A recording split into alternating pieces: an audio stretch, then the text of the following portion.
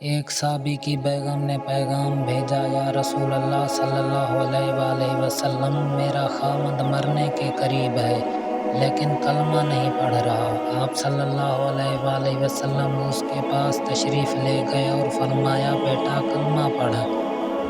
کہا، جی کلمہ نہیں پڑھا جا رہا۔ آپ صلی اللہ علیہ وآلہ وسلم نے فرمایا، کیا ہوا؟ کہا، جی بس پڑھا نہیں جاتا۔ آپ صلی اللہ علیہ وآلہ وسلم نے فرمایا، اس کے والدین میں کون زندہ ہے؟ کہا، جی ماں زندہ ہے۔ تو آپ صلی اللہ علیہ وآلہ وسلم نے اس کی ماں کو بلایا۔ جب ماں آ گئی تو آپ صلی اللہ علیہ وآلہ وسلم نے فرمایا، تم بیٹے سے ناراض تو نہیں؟ کہا، جی یا رسول اللہ صلی اللہ علیہ وآلہ وسلم، میں ناراض ہوں۔ فرمایا، کیا ناراضگی ہے؟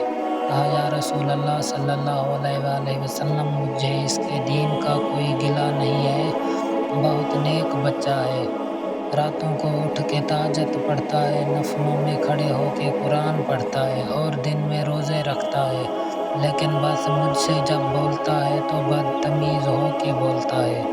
اس کا یہ عمل میرا دل چیر کے رکھ دیتا ہے۔ آپ صلی اللہ علیہ وآلہ وسلم نے فرمایا، معاف کرو گی؟ کہا، جی نہیں چاہتا۔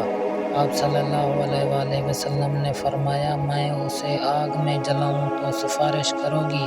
کہا، جی آگ میں تو نہیں دیکھ سکتی۔ آپ صلی اللہ علیہ وآلہ وسلم نے فرمایا، سن لو، اگر تو نے معاف نہ کیا تو یہ سیدھا اللہ کی آگ میں جائے گا۔ آپ صلی اللہ علیہ وآلہ وسلم نے فرمایا، سفارش کرتی ہو، معاف کرتی ہو؟ کہا، جی میں اب معاف کرتی ہوں۔